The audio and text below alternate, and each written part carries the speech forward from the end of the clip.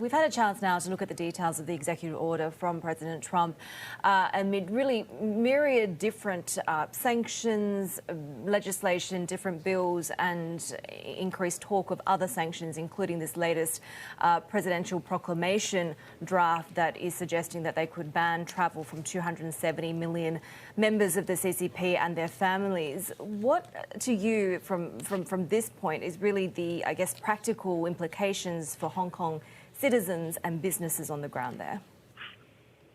Well, as you say, there's a whole myriad of implications, some which are specifically targeted at Communist Party leadership and the government, but some which will affect ordinary Hong Kong people. So, for example, the change in visa status, such that Hong Kong passport holders will now be treated the same as any other Chinese passport holder, will really make travel to the US for ordinary Hong Kongers much more inconvenient than it had been in the past. Things like the abolition of the Fulbright scholarship program and Fulbright exchanges between the US and China will bring an end to a sort of series of ordinary people-to-people exchanges, which might have been seen as constructive in trying to fix the US-China relationship. So those sorts of things are unfortunate collateral damage. But of course, for businesses, the real headline is the impact on trade and business, and then the flow-on effects that might have.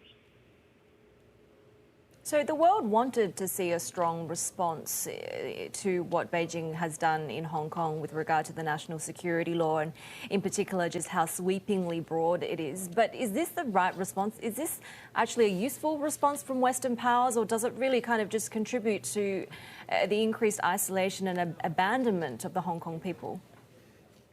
Look, certainly there's an argument that by cutting Hong Kong off in this way, it effectively pushes Hong Kong further into the arms of Beijing. If Hong Kong can no longer function as that international hub that it has been and can be seen as, and is no longer seen as part of the wider international trade community, then that forces Hong Kong effectively into becoming just a capital-raising centre for China and a trade centre for China, which is ultimately, I think, harmful for Hong Kong in the long run and harmful for the Hong Kong people as well. But that said, some sort of robust response from the international community is appropriate to try and continue to put pressure on the government in Beijing, just to avoid them, I guess, at least make them step back from their worst instincts in terms of cracking down too strongly on human rights in Hong Kong. But certainly the measures announced by Donald Trump, some I think are constructive and some are less constructive. That's for sure. Do you expect sanctions against Hong Kong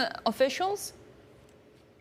Well, there's some reports coming through just this morning that so far President Trump has said he's not going to sanction specific senior leadership, and including people that had been on a list that had been presented to him by some of his advisors, including Carrie Lam, the chief executive, and Chris Tang, the head of the Hong Kong police. So there are still 90 days, I believe, for Trump to consider those issues.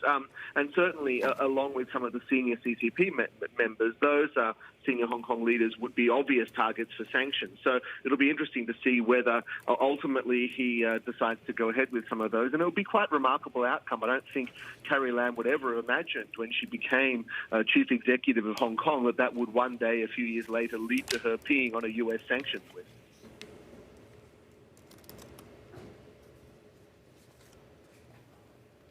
As a lawyer, of course, working in Hong Kong, are you concerned about the implications for the judiciary there, in particular this kind of veiled threat that Hong Kong judges should start studying up on mainland law? How would that even work, given it's a civil versus common law system that we're looking at here?